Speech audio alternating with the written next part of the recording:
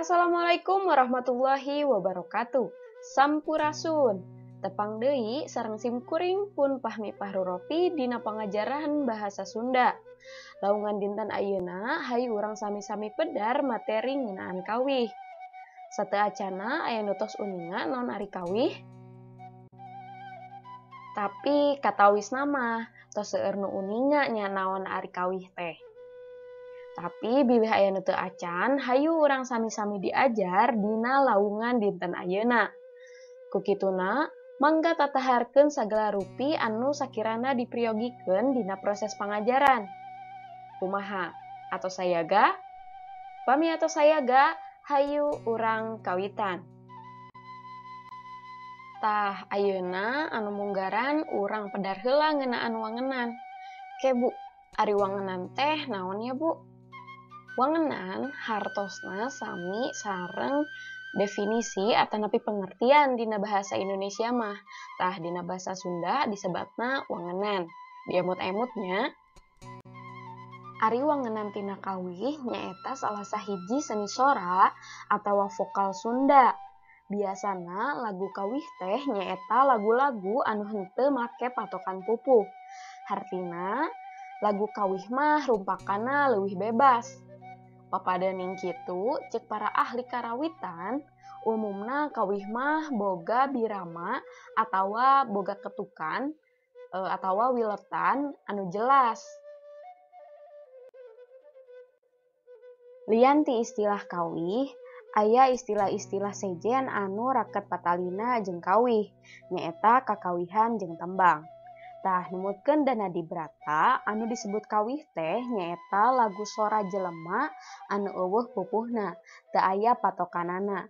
Jadi upama kawih mah cenderung leuwih bebas, henteu kauger, henteu kapatok ku aturan naon, utamana mah henteu kapatok ku aturan pupuh. Sedengkeun numutkeun Dana Dibrata anu disebut kakawihan teh nyaeta nyorakeun rupa-rupa kawih. Nya ari sabenerna mah eta-eta keneh lalaguan anu sok dihaleuangkeun. Ngan ari kakawihan mah biasana sok dihaleuangkeun teh bari ulin atawa dihaleuangkeunana teh dina kaulinan barudak. Kusabab kitu kakawihan mah sok disebut oge kakawihan barudak. Contona wae kakawihan oray-orayan. Lian ti istilah kawih jeung kakawihan, aya oge istilah anu disebut tembang. Tah, numutkeun Dana Dibrata mah tembang teh nyaeta lagu jelema dina pupuh. Hartina, ari tembang mah kauger atanapi kapatok ku aturan pupuh. Misalna ku hiji pupuh kinanti. Jadi, si laguna teh kudu nurutkeun aturan pupuh kinanti. Teu bisa bebas kawas kawih. Tah, dugi ka dieu kahartos? Atanapi aya patarosan, pami aya patarosan mangga tulis di kolom komentarnya. Rumpaka teh nyaeta puisi anu sok dilagukeun, boh dikawihkeun, boh ditembangkeun. Rumpaka kawih Sunda mah tangtu wae dikawihkeun. Upama nilik kadinya, rumpaka kawih teh diwangun ku dua unsur, nyaeta rumpaka jeung kawih.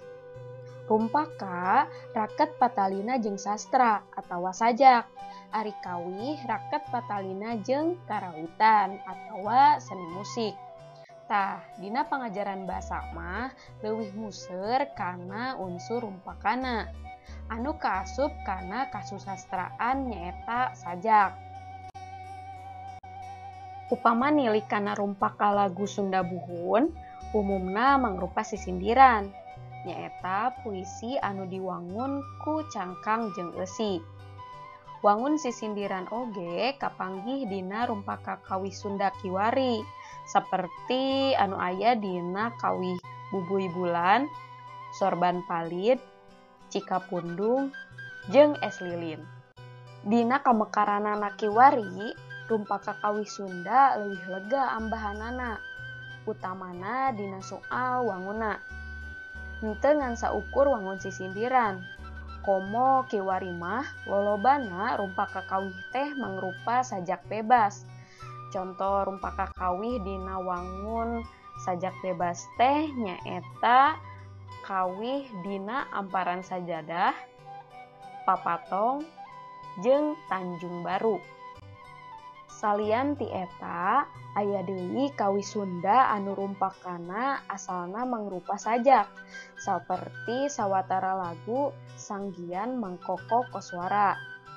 Di antarana wae nyaeta lagu Dina Jandela jeung Kembang Impian anu rumpakana tina sajak meunang Dedi Widyagiri.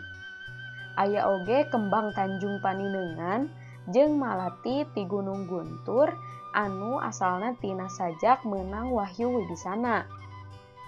Lian ti eta, aya oge lagu Hariring nu Kungsi Nyanding meunang Winaria Artadinata jeung Peuting Pangharepan kengeng RAF.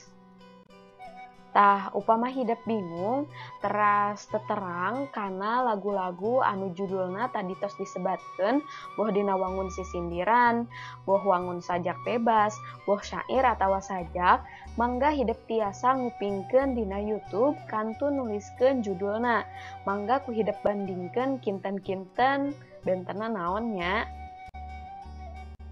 Tah dumasar kana jejer jeung eusina, rumpak kakawih teh bisa dipasing-pasing dina sababaraha golongan. Di antarana anu kahiji nyaeta aya religi atawa keagamaan. Ieu mah eusina ngandung ajaran agama, rasa cinta ka Allah, sumerah pasrah ka Pangeran jeung sajabana.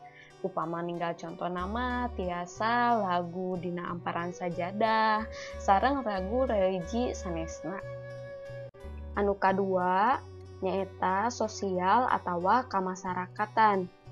Eusina ngandung kebiasaan di masyarakat, kritik sosial, atikan atawa pendidikan jeung sajabana. Ari anu jadi salah sahiji contona nyaeta lagu Sabilulungan ciptaan Mang Koko. Anu katilu nyaeta cinta atawa silih asih. Eusina nu aya patalina jeung cinta atawa silih asih antara awewe jeung lalaki. Upama contoh nama seueur pisan. Tapi salah sahijina nyaeta aya lagu anu judulna Duriat ciptaan Doel Sumbang anu dinyanyikeun ku Darso. Anu kaopat nyaeta perjuangan atawa cinta kalemah cai. Eusina tangtu wae ngeunaan perjuangan atawa rasa cinta kalemah cai. Ari anu jadi contona nyaeta salah sahijina anu judulna Karatagan Pahlawan.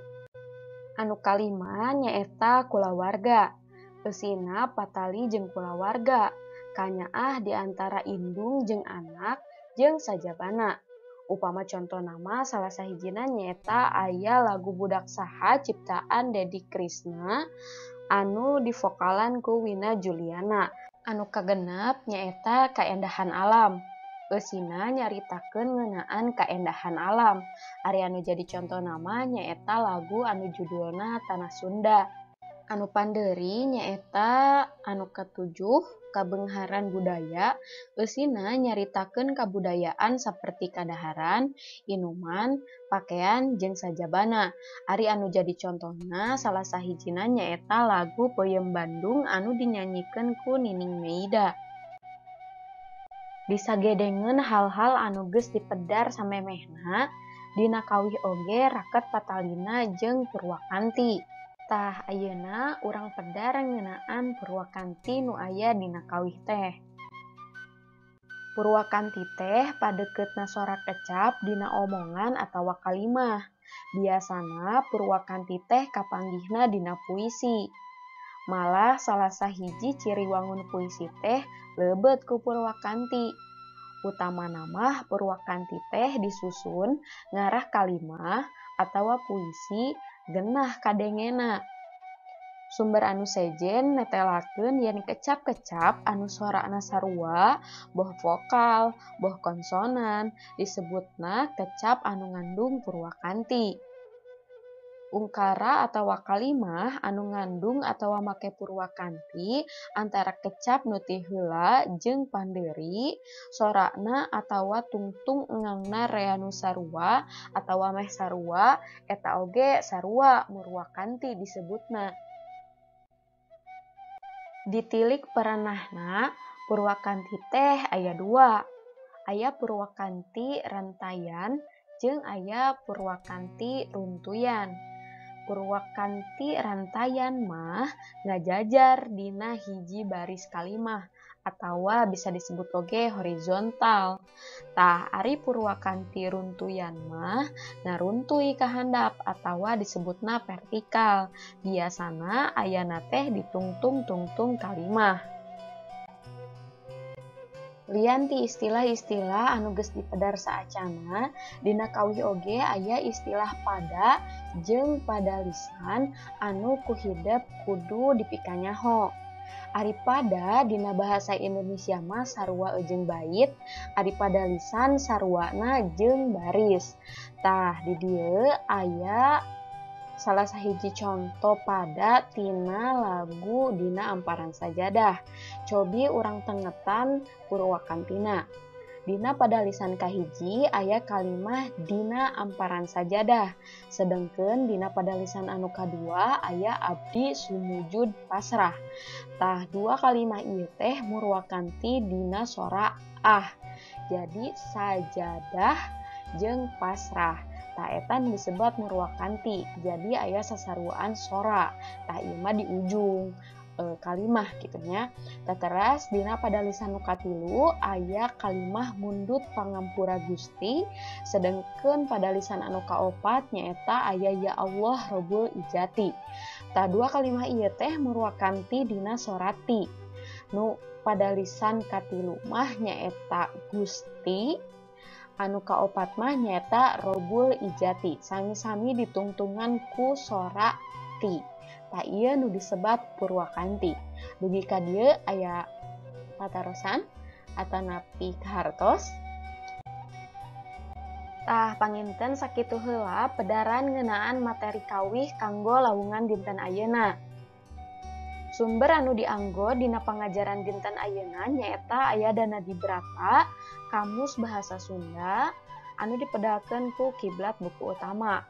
Anu kadua aya buku Cahara Basa karangan Taufik Faturrahman, anu dipedalkeun ku Geger Sunten.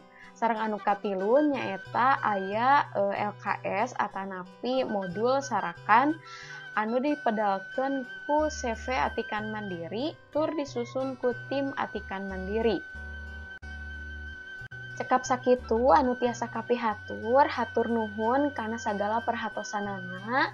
Hapunten boh bilih salami medar ieu materi masih keneh seueur kakirangan atanapi aya kecap-kecap anu kirang merenah. Di dieu urang sami-sami diajar, ku kituna kritik sareng sarana tiasa ditulis di kolom komentar atanapi tiasa dikintunkeun kana alamat email anu aya di ieu halaman. Upama ieu pedaran diraos teu acan mundel, mangga tiasa milari sumber-sumber tinu sanesna kanggo ngeuyeban ilmu pangaweruh urang. Tah sakitu panginten anu kapihatur, sim kuring amit, wilujeng tepang deui minggon payun. Wassalamualaikum warahmatullahi wabarakatuh.